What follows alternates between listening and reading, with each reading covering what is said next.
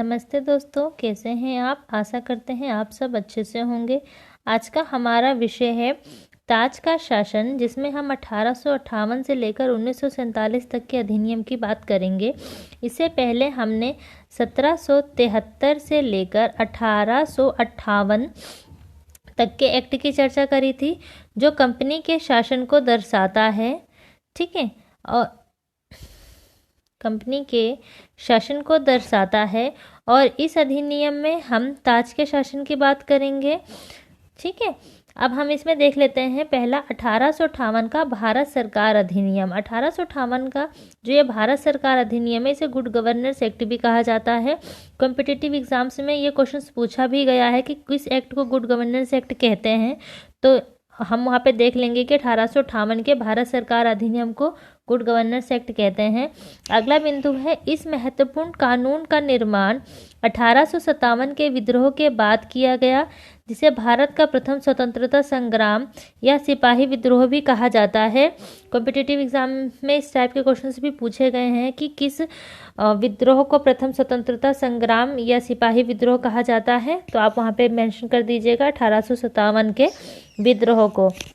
अगला जो पॉइंट है उसमें हम ये देखेंगे कि 1858 का जो ये भारत सरकार अधिनियम है, ये क्यों आया, मतलब क्या ऐसी परिस्थितियां थी जिन परिस्थितियों में अधिनियम आया था। तो हम देख लेंगे 1857 के विद्रोह के बाद अब क्या चीज़ हुई थी कि कंपनी से प्रशासन का दायित्व वापस लेने की मांग उठने लगी थी, और ताज द्वारा भारत का शासन प्रत्यक्ष रूप से संभालने की जो मांग है, ये तेजी से उठने लग गई थी। ठीक है, इसमें क्या हुआ था, इस कानून ने ईस्ट इंडिया कंपनी के शासन को समाप्त कर दिया। यहाँ पे आप ना शासन मेंशन कर लीजिएगा, क्योंकि ईस्ट इंडिया कंपनी को नहीं समाप्त किया गया था, ईस्ट इंडिया कंपनी के शासन को समाप्त कर दिया गया था। ये थोड़ा सा मिसप्रिंट हो गया है।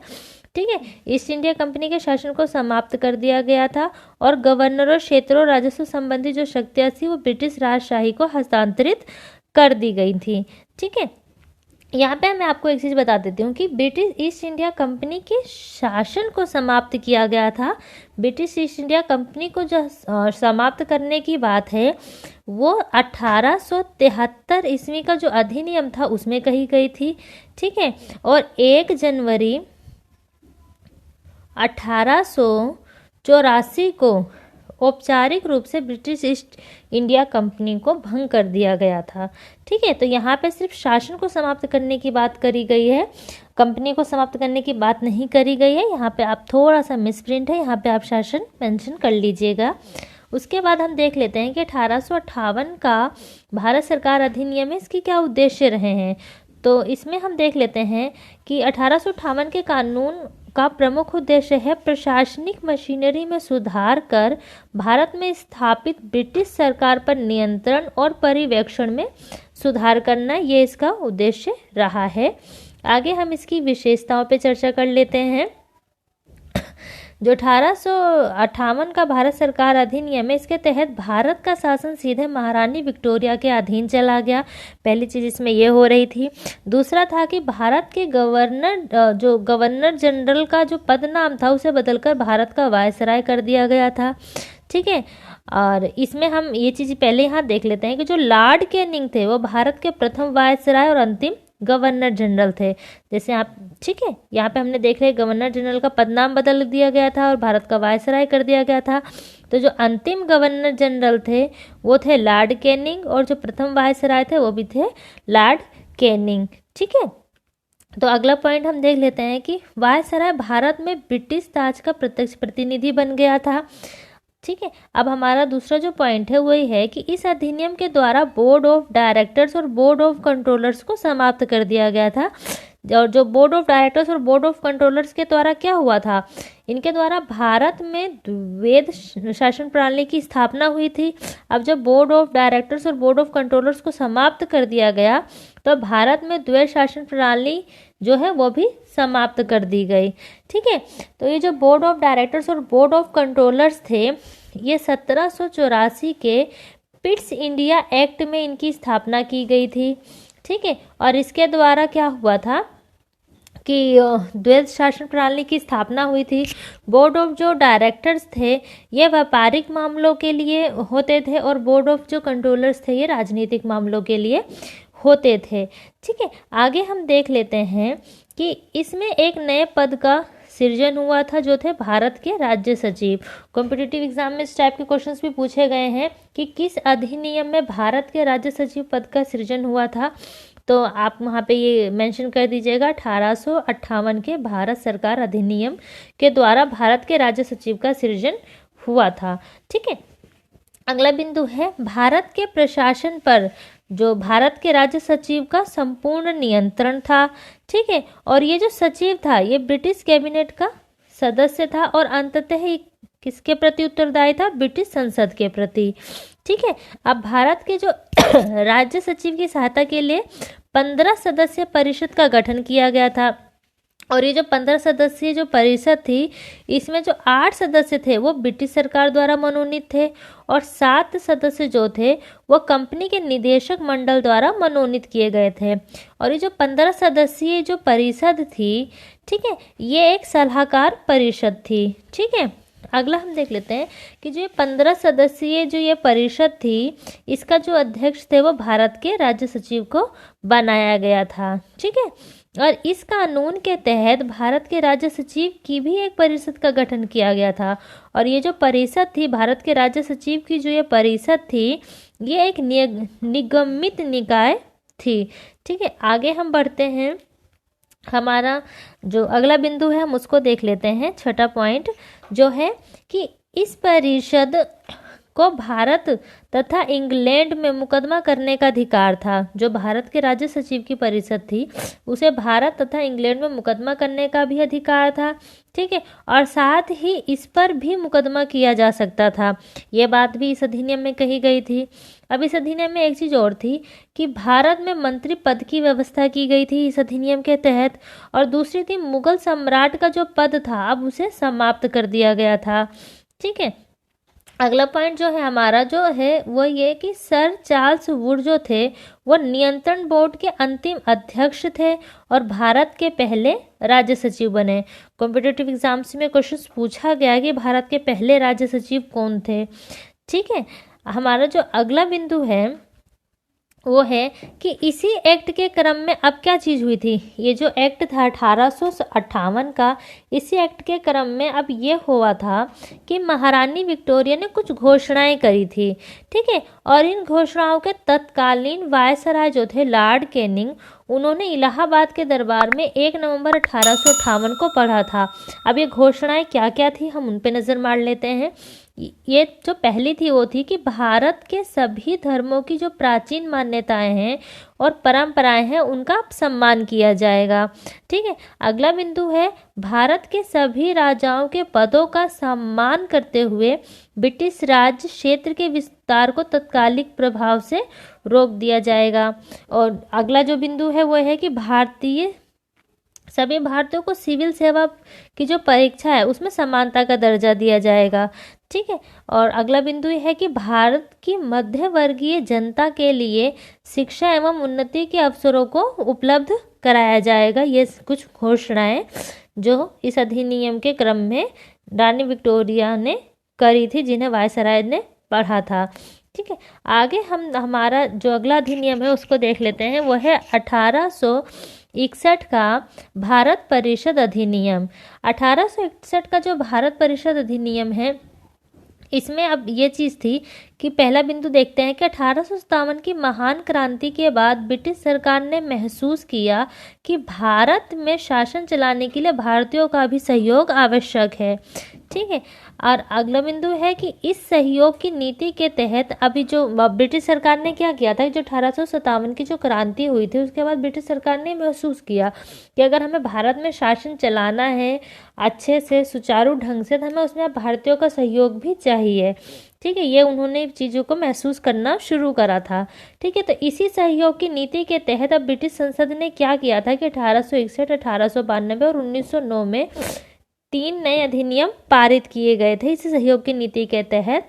अब अगला ये था कि यह अधिनियम भारतीय संवैधानिक और राजनीतिक इतिहास में महत्वपूर्ण अधिनियम था। ठीक है, अब हम इसकी विशेषताओं को देख लेते हैं कि इसकी क्या क्या विशेषताएं हैं। तो इसके द्वारा कानून बनाने की प्रक्रिया में भारतीय प्रतिनिधियों को शामिल करने की शुरुआत हुई थी। ठीक है, भारतीय प्रतिनिधियों को शामिल करने की शुरुआत हुई थी, जैसे हमने अभी पहले ही देख लिया है कि इसमें क्या हुआ था कि अब भारतीयों के सहयोग की भी आवश्यकता महसूस की जाने लगी। तो अब क्या हुआ कि अब जब कानून बनाने की जो प्रक्रिया थी उसमें भारतीय प्रतिनिधियों को भी अब शामिल किया जाने लग गया था। ठीक है, जिसके अंतर्गत क्या हुआ कि वायसराय अब क्या कर सकता था, कुछ भारतीयों को विस्तारित परिषद में गैर सरकारी सदस्य के रूप में भी नामांकित कर सकता था। ठीक है, अब 1862 में लॉर्ड कैनिंग ने 3 भारतीयों को विधान परिषद में मनोनीत किया इसी कानून के अंतर्गत। और जो ये 3 भारतीय थे ये थे बनारस के राजा, पटियाला के महाराजा और सर दिनकर राव। इनको जो लॉर्ड कैनिंग थे उन्होंने 1862 में विधान परिषद में गैर सरकारी सदस्य के रूप में मनोनीत किया था। ठीक है, हम अगले बिंदु पे बढ़ते हैं, जो देखते हैं कि इस अधिनियम द्वारा वायसराय की परिषद में 5वां सदस्य विधिवेता के रूप में जोड़ा गया था। ठीक है, अब जो 5वां सदस्य था वो विधिवेता के रूप में इसी अधिनियम के अंतर्गत जोड़ा गया था। अब इस अधिनियम के प्रावधानों के अनुसार वायसराय की परिषद का विस्तार हुआ। अब हम देखेंगे कि वायसराय की परिषद का विस्तार किस किस से हुआ था, किस तरीके से सदस्य जुड़ रहे थे। तो हम इसमें देख लेते हैं कि कानून निर्माण हेतु अतिरिक्त सदस्यों को जोड़ा गया, जिनकी न्यूनतम संख्या 6 और अधिकतम संख्या 12 हो सकती थी। अब किस लिए जोड़ा गया था, कानून के निर्माण हेतु इन अतिरिक्त सदस्यों को जोड़ा गया था। ठीक है, अब इस तरह वायसराय की परिषद में सदस्यों की कुल संख्या बढ़कर अब कितनी हो गई थी, 17 हो गई थी। ठीक है, अगला हमारा जो बिंदु है वो है कि नामांकित सदस्यों में से आधे सदस्यों का गैर सरकारी होना आवश्यक था। अब ये चीज़ कही गई थी कि जो वायसराय था वो जो सदस्यों को नामांकित कर सकता था उनमें आधे सदस्यों का गैर सरकारी होना आवश्यक था। वायसराय कुछ भारतीयों को विस्तारित परिषद में गैर सरकारी सदस्यों के रूप में नामांकित कर सकता था, ये हमने पहले भी अभी चर्चा करी है इस बात में। अब आगे हम बढ़ते हैं अपने अगले पॉइंट की तरफ, उसमें है कि इसने वायसराय को परिषद में कार्य संचालन के लिए अधिक नियम और आदेश बनाने की शक्तियां प्रदान की। ठीक है, अब ये जो अधिनियम था ये क्या कर रहा था, इस अधिनियम ने वायसराय को अब अधिक नियम और आदेश बनाने की शक्तियां प्रदान कर दी। किसमें प्रदान कर दी, परिषद में कार्य संचालन के लिए। ठीक है, हमारा जो चौथा पॉइंट है वो है इस अधिनियम के अनुसार वायसराय अब प्रशासनिक एवं विधायी कार्य हेतु नए प्रांतों का गठन और उसके लिए लेफ्टिनेंट गवर्नरों की नियुक्ति भी कर सकता था।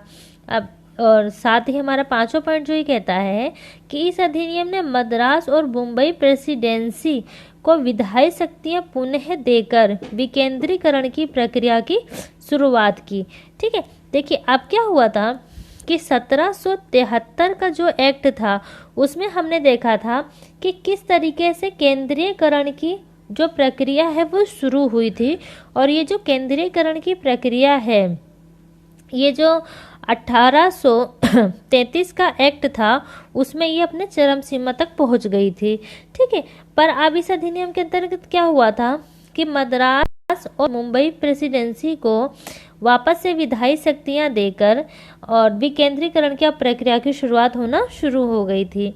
ठीक है, इसी के अंतर्गत हम देख लेते हैं कि इस प्रकार इस अधिनियम ने रेगुलेटिंग एक्ट 1733 द्वारा शुरू हुई केंद्रीकरण की प्रवृत्ति को उलट दिया, जो 1833 के चार्टर अधिनियम के साथ ही अपने चरम पर पहुंच गई थी, जो भी हमने पीछे चर्चा करी है।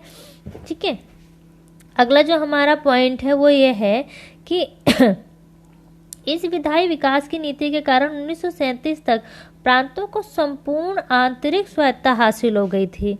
अब हम बढ़ते हैं अपने छठे बिंदु पर, जो है कि अब क्या हुआ था कि बंगाल में 1862 में और 1866 में उत्तर पश्चिमी सीमा प्रांत और 1897 में पंजाब में विधान परिषदों का गठन हुआ था, वो भी इसी अधिनियम के अंतर्गत ही हुआ था।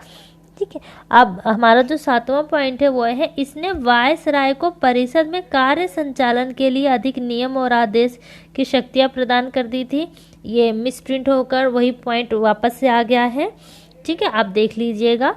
हमने इस पे ऊपर अभी चर्चा कर ली है। अब हमारा जो 8वां बिंदु है वो ये कहता है कि इसने लॉर्ड कैनिंग द्वारा जो 1859 में प्रारंभ की गई पोर्टफोलियो प्रणाली थी उसको भी मान्यता दी थी। ठीक है, तो ये जो पोर्टफोलियो प्रणाली थी वो क्या थी, हम देख लेते हैं कि इस पोर्टफोलियो प्रणाली के अंतर्गत क्या होता था। तो इसके अंतर्गत वायसराय की परिषद का एक सदस्य एक या अधिक सरकारी विभागों का प्रभारी बनाया जा सकता था।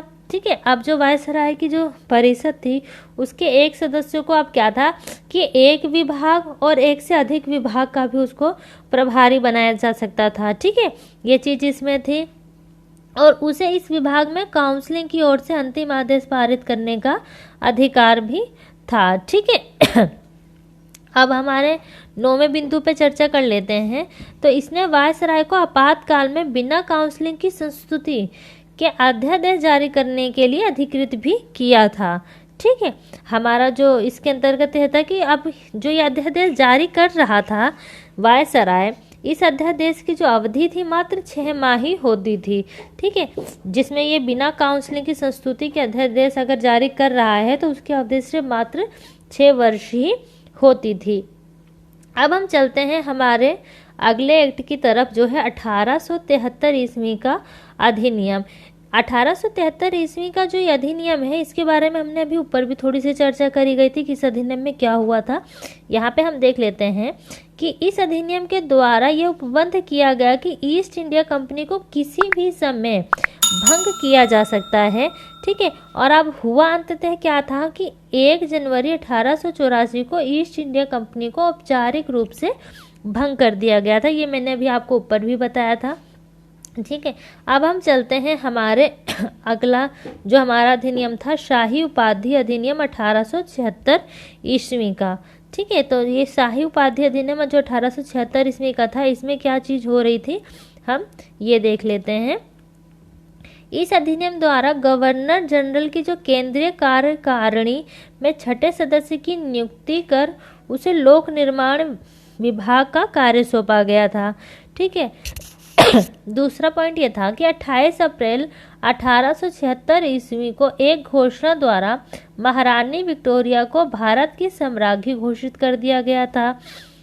तीसरे पॉइंट में संपूर्ण भारत की सर्वोच्च शासक इंग्लैंड की महारानी हो गई थी।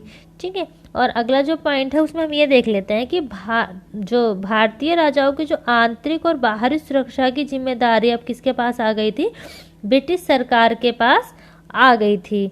ठीक है, अब हम आगे इसमें चर्चा कर लेते हैं 1892 ईस्वी का भारत परिषद अधिनियम। 1892 ईस्वी का भारत परिषद अधिनियम, इसमें क्या चीज़ें थी उनको देख लेते हैं। नंबर 1, इससे पहले आए अधिनियमों से भारतीयों को कुछ सार्वजनिक सेवा, अर्थव्यवस्था आदि क्षेत्रों में प्रवेश मिलने लगा था, जिसके फलस्वरूप अन्य भारतीयों में भी राष्ट्रीयता और राजनीतिक चेतना का विकास प्रारंभ होने लग गया था। ठीक है, नंबर 2, 1885 में कांग्रेस के गठन के बाद केंद्रीय और प्रांतीय सरकार में भारतीयों की उपस्थिति की मांग और तेजी से बढ़ने लग गई थी। पॉइंट नंबर 3, इन्हीं परिस्थितियों को ध्यान में रखकर ब्रिटिश सरकार ने भारत परिषद अधिनियम 1892 को पारित किया गया था। ठीक है, तो अब हम देख लेते हैं कि 1892 ईस्वी का जो परिषद है अधिनियम है वो इन्हीं जो परिस्थितियां थी, इन्हीं परिस्थितियों को ध्यान में रखते हुए पारित किया गया था। अब हम इसकी विशेषताओं पे नज़र मार लेते हैं। इसकी विशेषताएं हैं कि इसके माध्यम से केंद्रीय और प्रांतीय विधान परिषद में अतिरिक्त गैर सरकारी सदस्यों की संख्या बढ़ाई गई। हालांकि जो बहुमत था वो क्या था, वो बहुमत सिर्फ सरकारी सदस्यों का ही रहता था। दूसरा, इसने विधान परिषदों के कार्यों में वृद्धि कर उन्हें बजट पर बहस करने और कार्यपालिका के प्रश्नों का उत्तर देने के लिए भी अधिकृत किया। तीसरा, इसने केंद्रीय विधान परिषद और बंगाल चैम्बर ऑफ कॉमर्स में गैर सरकारी सदस्यों के नामांकन के लिए वायसराय की शक्तियों का प्रावधान था। ठीक है, अब अगला पॉइंट हम देख लेते हैं जो चौथा है कि इसके अलावा प्रांतीय विधान परिषद थी।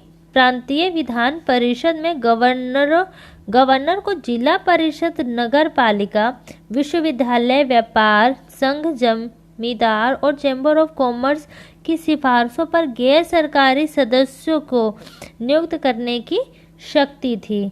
ठीक है, हमारा जो 5वां पॉइंट है वो है कि इस अधिनियम ने केंद्रीय और प्रांतीय विधान परिषदों दोनों में गैर सरकारी सदस्यों की नियुक्ति के लिए एक सीमित और परोक्ष रूप से चुनाव का प्रावधान किया था। हालांकि चुनाव शब्द का अधिनियम में प्रयोग नहीं हुआ था, इसे निश्चित निकायों की सिफारिश की जाने वाली नामांकन प्रक्रिया कहा गया। अब हम बात कर लेते हैं 1909 का भारत परिषद अधिनियम की। इस अधिनियम को मार्ले मिंटो सुधार के नाम से जाना जाता है। 1909 ईस्वी में जॉन मार्ले इंग्लैंड में भारत के राज्य सचिव थे और लॉर्ड मिंटो भारत के वायसराय थे। वास्तव में इस अधिनियम के पारित होने से पूर्व 1906 में आगा खां के नेतृत्व में एक मुस्लिम प्रतिनिधि मंडल इंग्लैंड के तत्कालीन भारत के राज्य सचिव जॉन मार्ले से मिला था और उसने सांप्रदायिक प्रतिनिधित्व की मांग रखा। ठीक है, परंतु क्या हुआ कि इस मांग पर विचार नहीं किया गया था और बाद में फिर क्या हुआ कि भारत के वायसराय लॉर्ड मिंटो द्वितीय के सम्मुख भी यही मांग को रखा गया और उन्होंने इन मांगों को मान लिया था। अब हम इस अधिनियम की विशेषताओं को देख लेते हैं। पहली बार मुस्लिम समुदाय के लिए पृथक प्रतिनिधित्व का उपबंध किया गया था इस अधिनियम के अंतर्गत, और इसके अंतर्गत मुस्लिम सदस्यों का चुनाव मुस्लिम मतदाता ही कर सकते थे, ये इसमें प्रावधान किया गया था। और इस अधिनियम ने सांप्रदायिकता को वैधानिकता प्रदान की और जो लॉर्ड मिंटो को सांप्रदायिक निर्वाचन के जनक के रूप में जाना जाता है। अब इस अधिनियम ने केंद्रीय और प्रांतीय विधान परिषदों के आकार में काफ़ी वृद्धि की और केंद्रीय परिषद में इनकी जो संख्या थी वो 6 से 60 हो गई थी और प्रांतीय विधान परिषद में इनकी संख्या जो थी वो एक समान नहीं थी। ठीक है, और केंद्रीय परिषद में सरकारी बहुमत को बनाए रखा, लेकिन प्रांतीय परिषदों में गैर सरकारी सदस्यों की बहुमत की अनुमति नहीं थी और इसने केंद्रीय एवं प्रांतीय दोनों स्तरों पर विधान परिषदों के कार्यों का जो दायरा था उसको बढ़ा दिया गया था।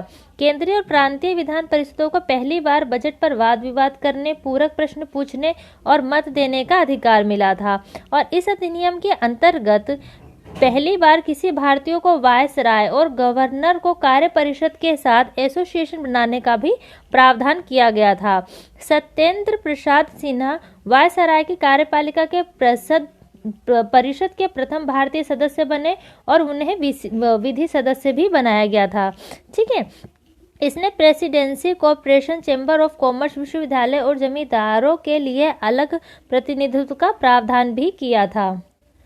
अब हम बात कर लेते हैं अगले अधिनियम की, जो है भारत शासन अधिनियम 1919। 20 अगस्त 1917 को ब्रिटिश सरकार ने पहली बार घोषित किया कि उसका उद्देश्य भारत में क्रमिक रूप से उत्तरदायी सरकार की स्थापना करना है और भारत शासन अधिनियम 1919 को मांटेग्यू चेम्सफोर्ड सुधार के नाम से भी जाना जाता है। मांटेग्यू जो उस समय भारत के राज्य सचिव थे और चेम्सफोर्ड भारत के तत्कालीन वायसराय के पद पर थे। ये एक्ट पारित तो 1919 में हुआ, परंतु इसे 1921 में महारानी विक्टोरिया के पुत्र ड्यूक ऑफ कनॉट के द्वारा लागू किया गया था। अब हम इस एक्ट की विशेषताएं देख लेते हैं। अब केंद्र में द्विसदनात्मक विधायिका की स्थापना की गई, प्रथम राज्य परिषद और दूसरी केंद्रीय विधानसभा। राज्य परिषद के सदस्यों की संख्या 60 थी, जिसमें 34 निर्वाचित होते थे और उनका जो कार्यकाल था वो 5 वर्षों का होता था। केंद्रीय विधानसभा के सदस्यों की संख्या 144 थी, जिनमें 104 निर्वाचित थे और 40 जो थे वो मनोनीत होते थे और इनका जो कार्यकाल था वो 3 वर्षों का होता था। दोनों सदनों के जो अधिकार थे वो तो समान थे, पर इनमें जो अंतर था वो सिर्फ इतना था कि बजट पर स्वीकृति प्रदान करने का जो अधिकार था वो निचले सदन को था, यानी कि केंद्रीय विधानसभा को था। प्रांतों में द्वैध शासन प्रणाली का प्रवर्तन किया गया। प्रांतों में द्वैध शासन के जो जनक थे वो थे लियोनस कार्टिस। इस योजना के अनुसार प्रांतीय विषयों को 2 वर्गों में विभाजित कर दिया गया था। पहला था आरक्षित तथा दूसरा था हस्तांतरित या अंतरित वर्ग। ठीक है, और जो आरक्षित वर्ग था, जो आरक्षित विषय था, इसके जो विषय थे वो थे वित्त, भूमि कर, अकाल सहायता, न्याय, पुलिस, पेंशन, आपराधिक जातियां इत्यादि। और आरक्षित विषयों का जो प्रशासन गवर्नर और उसकी कार्य परिषद के माध्यम से किया जाना था। और जो हस्तांतरित विषय था, इसमें शिक्षा, पुस्तकालय, संग्रहालय, स्थानीय स्वायत्त चिकित्सा इत्यादि जो विषय थे। और हस्तांतरित या आंतरिक विषयों का प्रशासन गवर्नर द्वारा विधान परिषद के प्रति उत्तरदायी मंत्रियों की सहायता से किया जाना था। इस द्वैध शासन प्रणाली को 1935 के एक्ट द्वारा समाप्त कर दिया गया था। अभी जो द्वैध शासन प्रणाली थी, ठीक है, आरक्षित और हस्तांतरित, ठीक है, इसको 1935 का जो एक्ट था उसके द्वारा इसको समाप्त कर दिया गया था। भारत के राज्य सचिव को अधिकार दिया गया कि वह भारत में महालेखा परीक्षक की नियुक्ति कर सकता है। इस अधिनियम ने भारत में एक लोक सेवा आयोग के गठन का भी प्रावधान किया, जिसके अंतर्गत 1926 ईस्वी में सिविल सेवकों की भर्ती हेतु केंद्रीय लोक सेवा आयोग का गठन किया गया। इस अधिनियम के अनुसार वायसराय की कार्यकारी परिषद में 6 सदस्यों में से जो 3 सदस्य थे उनका भारतीय होना आवश्यक था। सिर्फ इसमें कमांडर इन चीफ को छोड़ दिया गया था। इसने सांप्रदायिक आधार पर सिखों, भारतीयों, ईसाइयों, आंग्ल भारतीयों और यूरोपियों के लिए भी पृथक निर्वाचन सिद्धांत को विस्तारित किया। इसने पहली बार केंद्रीय बजट को राज्यों के बजट से अलग कर दिया था। पहले क्या था कि जो केंद्रीय बजट और राज्यों के बजट तो थे वो एक ही हुआ करते थे, पर अब क्या हुआ, इसने केंद्रीय बजट और राज्यों के बजट को अलग कर दिया गया। इस कानून ने संपत्ति कर या शिक्षा के आधार पर सीमित संख्या में लोगों को मताधिकार प्रदान किया। और इस कानून ने लंदन में भारत के उच्चायुक्त के कार्यकाल का सृजन किया। ठीक है, अब इसके अंतर्गत भारत के उच्चायुक्त के कार्यकाल का सृजन हुआ था। अब भारत जो हुआ था, अब तक भारत जो सचिव था उसके द्वारा किए जा रहे कार्य को, उच्चायुक्त के कार्य को, जो कुछ कार्य थे उनको उच्चायुक्त को स्थानांतरित कर दिए गए थे। मार्टेन्यू चेम्सफोर्ड सुधार, जो जिसे हम भारत शासन अधिनियम 1919 है, के द्वारा भारत में पहली बार महिलाओं को भी वोट देने का अधिकार मिला। और उस समय, जिस समय ये हुआ था, उस समय इंग्लैंड के प्रधानमंत्री लॉर्ड जॉर्ज थे। इसके अंतर्गत एक वैधानिक आयोग का गठन किया गया, जिसका कार्य 10 वर्ष बाद जांच करने के बाद अपनी रिपोर्ट प्रस्तुत करना था। और ये जो वैधानिक आयोग था, इसे ही साइमन आयोग या साइमन कमीशन कहा गया। ठीक है, अब हम देख लेते हैं कि आगे इसने अपनी कैसी रिपोर्ट प्रस्तुत करी। ब्रिटिश सरकार ने निर्धारित समय से 2 वर्ष पहले ही नवंबर 1927 में नए संविधान में भारत की स्थिति का पता लगाने के लिए सर जॉन साइमन के नेतृत्व में 7 सदस्यीय वैधानिक आयोग के गठन की घोषणा की। आयोग के सभी सदस्य ब्रिटिश थे, इसलिए सभी दलों ने इसका बहिष्कार किया था। ठीक है, इसमें कोई भी सदस्य जो था वो भारतीय नहीं था। ठीक है, इसलिए इसका जो भारतीयों द्वारा इसका बहिष्कार किया गया था। और नारे लगे थे कि go back Simon, go back Simon के नारे भी लगे थे। आयोग ने 1930 में अपनी रिपोर्ट पेश की तथा द्वैध शासन, अब इसने रिपोर्ट पेश की और रिपोर्ट में क्या क्या बोला कि किन किन चीज़ों की सिफारिशें करी, वो देख लेते हैं। 1930 में इसने रिपोर्ट पेश की और इसमें इसने बोला कि द्वैध शासन प्रणाली, राज्यों में सरकारों का विस्तार, ब्रिटिश भारत के संघ की स्थापना एवं सांप्रदायिक निर्वाचन व्यवस्था को जारी रखने आदि की इसने सिफारिशें की थी। आयोग के प्रस्ताव पर विचार करने के लिए ब्रिटिश सरकार ने ब्रिटिश भारत और भारतीय रियासतों के प्रतिनिधित्व के साथ 3 गोलमेज सम्मेलन किए। अब हम देखते हैं कि इन सम्मेलनों में हुई चर्चा के आधार पर संवैधानिक सुधारों पर एक श्वेत पत्र तैयार किया गया, जिसे विचार के लिए ब्रिटिश संसद की संयुक्त प्रवर समिति के समक्ष रखा गया। इस समिति की सिफारिशों को कुछ संशोधन के साथ भारत परिषद अधिनियम 1945 में शामिल कर लिया गया था। अब इसी के अब हम थोड़ा सा आगे देख लेते हैं। सांप्रदायिक अवार्ड जो साइमन कमीशन के बाद आया था, यह क्या था? ब्रिटिश प्रधानमंत्री रैमजे मैकडोनाल्ड ने अगस्त 1932 में अल्पसंख्यकों के प्रतिनिधित्व पर एक योजना की घोषणा की। इसे कम्युनल अवार्ड या सांप्रदायिक अवार्ड के नाम से जाना जाता है। अवार्ड ने न सिर्फ मुसलमानों, सिखों, ईसाई, यूरोपियन और आंग्ल भारतीयों के लिए अलग निर्वाचन व्यवस्था का विस्तार किया, बल्कि इसे दलित के लिए भी विस्तारित कर दिया गया। दलितों के लिए अलग निर्वाचन व्यवस्था से गांधी जी जो थे वो बहुत व्यथित हुए थे, उन्हें बहुत दुख पहुंचा था। उन्होंने अवोर्ड में संशोधन के लिए पूना की यारवडर जेल में अनशन प्रारंभ कर दिया था और इसी को ही पूना समझौते के नाम से जाना जाता है। इसमें संयुक्त हिंदू निर्वाचन व्यवस्था को बनाए रखा गया और दलितों के लिए भी स्थान आरक्षित कर दिए गए। अब हम देख लेते हैं आगे 1935 का भारत शासन अधिनियम। ये जो 1935 का भारत शासन अधिनियम है ये बहुत ही महत्वपूर्ण अधिनियम है। ठीक है, ये 1935 का भारत शासन अधिनियम एक लंबा और विस्तृत दस्तावेज था जिसमें 321 धाराएं और 10 अनुसूचियां थी। भारत के वर्तमान संविधान का प्रमुख स्रोत जो है वो 1935 का अधिनियम ही है।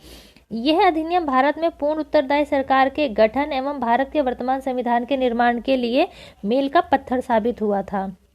भारत में सर्वप्रथम संघीय शासन प्रणाली की नींव भी इसी अधिनियम के द्वारा रखी गई थी। अब इसके अंतर्गत क्या हो रहा था कि संघ की 2 इकाइयां थी, ब्रिटिश भारतीय प्रांत और देशी रियासतें, परंतु संघीय व्यवस्था कभी भी अस्तित्व में नहीं आई क्योंकि जो देशी रियासतें थी उसने क्या कर दिया कि उसने इसमें शामिल होने से मना कर दिया था। अब हम इसकी विशेषताओं को देख लेते हैं।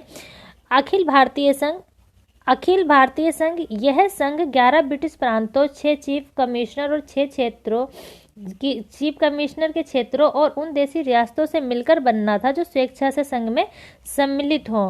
ठीक है, इसमें ये बात कही गई थी कि जो भी स्वेच्छा से संघ में सम्मिलित होना चाहता है ये अखिल भारतीय संघ उन्हीं से ही मिलकर बनेगा।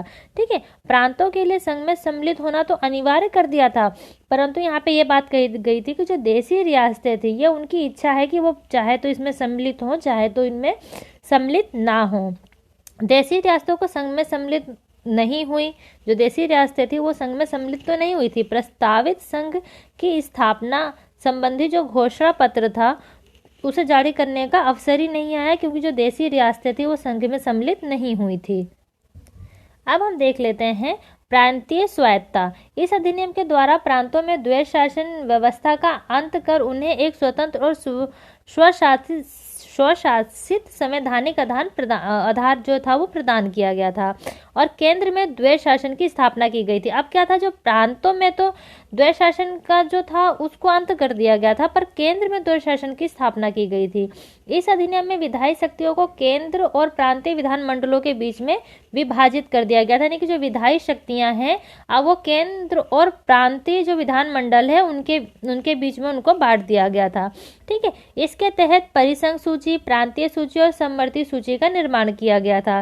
ठीक है, यानी कि कुछ विषय थे जो परिसंघ सूची के अंतर्गत आते थे, कुछ शक्तियां थी जो प्रांतीय सूची को दे दी गई थी और कुछ जो शक्तियां थी वो समवर्ती सूची में रखी गई थी। ठीक है, अब हम देख लेते हैं परिसंघ सूची जो थी उसमें 59 विषय थे, यानी कि 59 विषय थे और जो परिसंघ सूची थी इनके जो विषयों पर परिसंघ विधान मंडल को ही विधि बनाने का अधिकार था।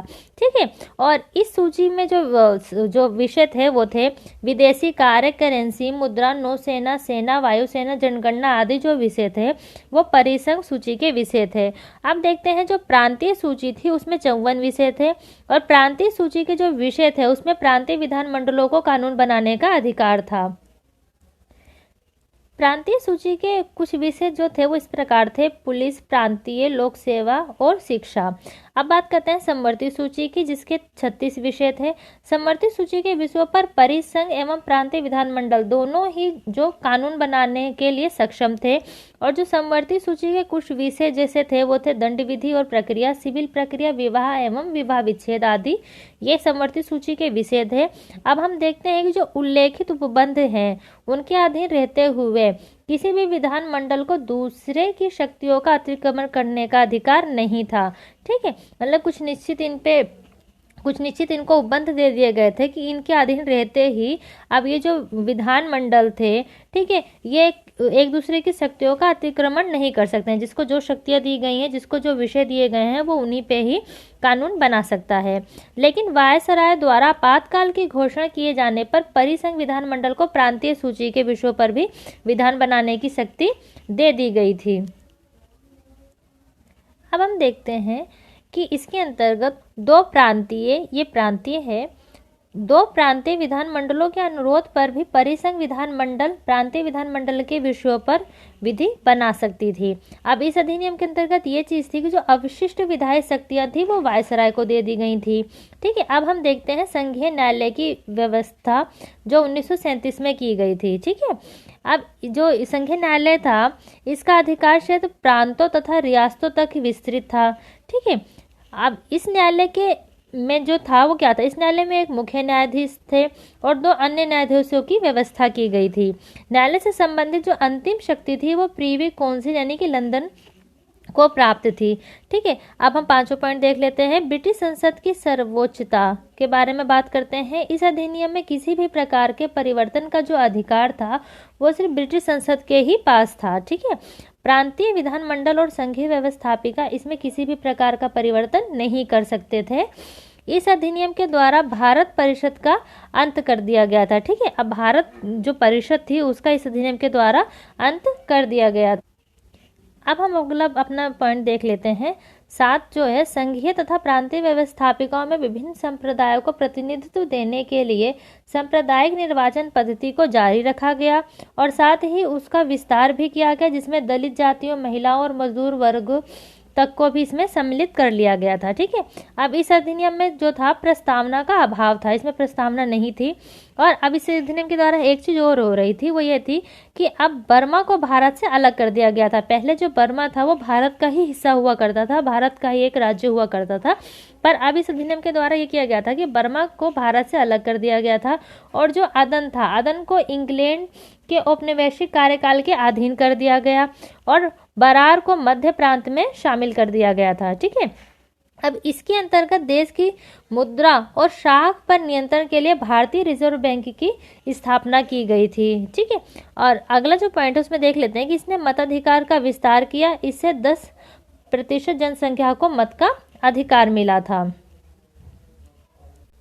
अब हम बात कर लेते हैं अपने अगले अधिनियम की, जो है 1947 ईस्वी का भारतीय स्वतंत्रता अधिनियम। ठीक है, 20 फरवरी 1947 को ब्रिटिश प्रधानमंत्री क्लाइमेट एटली ने घोषणा की कि 30 जून 1947 को भारत में ब्रिटिश शासन को समाप्त कर दिया जाएगा।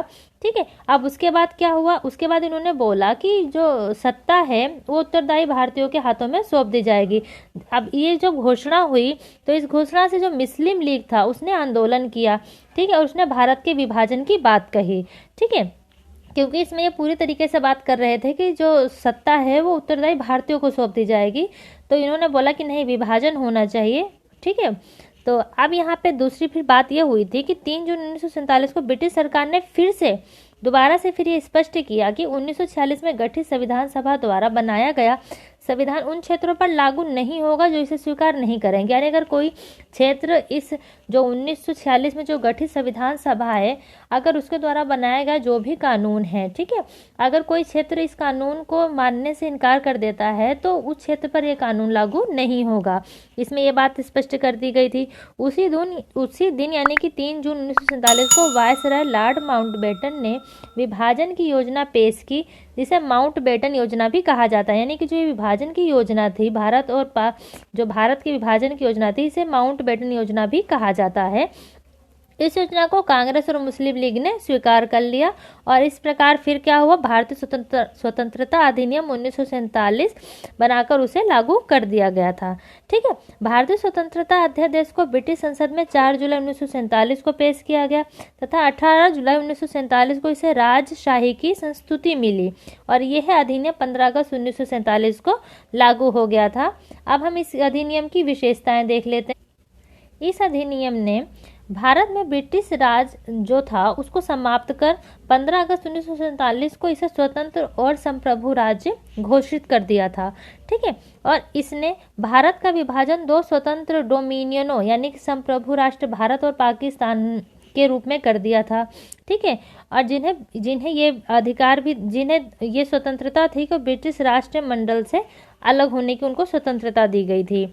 इसने वायसराय पद को अब समाप्त कर दिया गया था, यानी कि जो भारत का वायसराय का जो पद था उसको समाप्त कर दिया गया था और उसके स्थान पे दोनों डोमिनियनों यानी कि भारत और पाकिस्तान में गवर्नर जनरल पद का सृजन किया गया था। ठीक है, और गवर्नर जनरल की नियुक्ति नए राष्ट्र के कैबिनेट की सिफारिश पर ब्रिटेन के ताज को करनी थी। ये बात इस अधिनियम में कही गई थी। इस पर ब्रिटेन की सरकार का कोई भी नियंत्रण नहीं होता। ठीक है, यानी कि जो गवर्नर जनरल की जो नियुक्ति होनी थी उस पर ब्रिटेन की सरकार का कोई भी नियंत्रण नहीं होना था। इसने दोनों डोमिनियनों यानी कि भारत और पाकिस्तान में संविधान सभा को अपने देश का संविधान बनाने और उसके लिए किसी भी देश के संविधान को अपनाने की शक्ति दी। ठीक है, इसने ये बोला कि जो भारत और पाकिस्तान है वो अपने देश का संविधान बनाने के लिए किसी भी संविधान बनाने की शक्ति दी, और ये भी बोला कि आप किसी भी देश के संविधान को अपना सकते हैं, आपको ये भी शक्ति दी जा रही है, आप स्वतंत्र हैं। संविधान सभा को ये भी शक्ति थी कि वे किसी भी ब्रिटिश कानून को समाप्त करने के लिए कानून बना सकती हैं, यहाँ तक कि उन्हें स्वतंत्रता अधिनियम को भी निरस्त करने का अधिकार दिया गया। अब हम देख लेते हैं अपना अगला बिंदु। इसने दोनों डोमिनियनों यानी कि भारत और पाकिस्तान राज्यों की संविधान सभाओं को ये शक्ति प्रदान की कि वे नए संविधान का निर्माण एवं कार्यान्वित होने तक अपने संबंधित क्षेत्रों के लिए विधानसभा बना सकती हैं। ठीक है, और इन्होंने बोला कि 15 अगस्त 1947 के बाद ब्रिटिश संसद में पारित हुआ कोई भी अधिनियम भारत और पाकिस्तान पर तब तक लागू नहीं होगा जब तक कि दोनों डोमिनियन इस कानून को मानने के लिए कानून नहीं बना लेंगे। इस कानून ने ब्रिटेन में भारत सचिव का पद समाप्त कर दिया गया। इसकी सभी शक्तियां राष्ट्रमंडल मामलों के राज्य सचिव को स्थानांतरित कर दी गई। इसने 15 अगस्त 1947 से भारत रियासतों पर ब्रिटिश संप्रभुता की जो समाप्ति की घोषणा कर दी, और इसके साथ ही जो आदिवासी क्षेत्र समझौता संबंधों पर ब्रिटिश हस्तक्षेप था उसको भी इसने समाप्त कर दिया। इसने भारतीय रियासतों को स्वतंत्रता दी कि वे चाहे तो भारत में शामिल हो जाएं या चाहे तो पाकिस्तान में शामिल हो जाएं, और अगर वो भारत और पाकिस्तान किसी में भी सम्मिलित नहीं होना चाहते हैं तो वे स्वतंत्र भी रह सकते हैं। इस अधिनियम ने नया संविधान बनने तक भारत तथा पाकिस्तान में शासन संचालित करने एवं भारत शासन अधिनियम 1935 के तहत उनका प्रांतीय सभाओं में सरकार चलाने की व्यवस्था की। हालांकि दोनों राज्यों भारत व पाकिस्तान को इस कानून में सुधार करने का अधिकार दिया गया कि चाहे वो इस कानून को पूरी तरीके से वैसे के वैसे मान लें या चाहे तो वो इसमें कुछ सुधार भी कर सकते हैं। इस अधिनियम ने ब्रिटिश शासकों विधेयकों पर मताधिकार और उन्हें स्वीकृति करने के अधिकार से वंचित कर दिया गया। यानी जो ब्रिटिश शासक थे अब वो विधेयकों पे मताधिकार और उन्हें जो स्वीकृति प्रदान करते थे उन्हें उस अधिकार से वंचित कर दिया गया। लेकिन ब्रिटिश शासक के नाम पर गवर्नर जनरल को किसी भी विधेयक को स्वीकार करने का अधिकार दे दिया गया। इसके अंतर्गत भारत के गवर्नर जनरल एवं प्रांतीय गवर्नरों को राज्यों का संवैधानिक प्रमुख नियुक्त किया गया और इन्हें सभी मामलों पर राज्यों की मंत्रिपरिषद के परामर्श पर ही कार्य करना था। ठीक है, यानी कि अगर कुछ भी कार्य करते हैं तो इन्हें जो राज्य की मंत्रिपरिषद थी उससे परामर्श लेना आवश्यक था। इसने शाही उपाधि से भारत का सम्राट जो शब्द था उसको समाप्त कर दिया और इसने भारत के राज्य सचिव द्वारा सिविल सेवा में नियुक्तियां करने और पदों में आरक्षण करने की जो प्रणाली थी उसको भी इसने समाप्त कर दिया। इसी के अंतर्गत हम देखते हैं कि 15 अगस्त 1947 से पूर्व सिविल सेवा कर्मचारियों को वही सुविधा मिलती रही जो उन्हें पहले प्राप्त होती थी। 14-15 अगस्त की मध्यरात्रि को भारत में ब्रिटिश शासन का अंत हो गया और समस्त शक्तियां दो नए राष्ट्र यानी कि भारत एवं पाकिस्तान को स्थानांतरित कर दी गई। दो राज्यों के बीच सीमाओं का निर्धारण रेड क्लिफ की अध्यक्षता वाले सीमा आयोग ने किया। पाकिस्तान में कौन कौन से राज्य चले गए थे? पाकिस्तान में पश्चिमी पंजाब, सिंध, बलूचिस्तान, पूर्वी बंगाल, उत्तर पश्चिम सीमा क्षेत्र एवं असम का सिलहट जिला जो था वो पाकिस्तान में सम्मिलित हो गया था। लॉर्ड माउंटबेटन स्वतंत्र जो भारत था उसके प्रथम गवर्नर जनरल बने थे और लॉर्ड माउंटबेटन ने ही जवाहरलाल नेहरू को पहले प्रधानमंत्री के रूप में शपथ दिलाई थी और 1946 में बनी संविधान सभा को स्वतंत्र भारत की संसद के रूप में स्वीकार कर लिया गया। ठीक है, तो यहाँ पे हमने अपना 1858 से लेकर 1947 तक के एक्ट पर विस्तृत रूप से चर्चा कर ली है। ठीक है, अब मैं उम्मीद करती हूँ कि आपको मेरा ये वीडियो पसंद आया होगा। अगर आपको मेरा ये वीडियो पसंद आया तो प्लीज़ इसे लाइक, शेयर और सब्सक्राइब जरूर करें। ठीक है। और अगर आपको अपने कुछ भी सुझाव देना है, आप मुझे कुछ भी कहना चाहते हैं, तो आप कमेंट सेशन में जाके कमेंट्स ज़रूर कर दीजिए करिए, ठीक है। और आपके जैसे किसी भी फ्रेंड्स को अगर ये टॉपिक समझना है तो आप उसे शेयर ज़रूर कर लीजिएगा। और हमारी अगली वीडियो आपको समय पे मिलती रहे उसके लिए आप सब्सक्राइब ज़रूर कर लीजिएगा।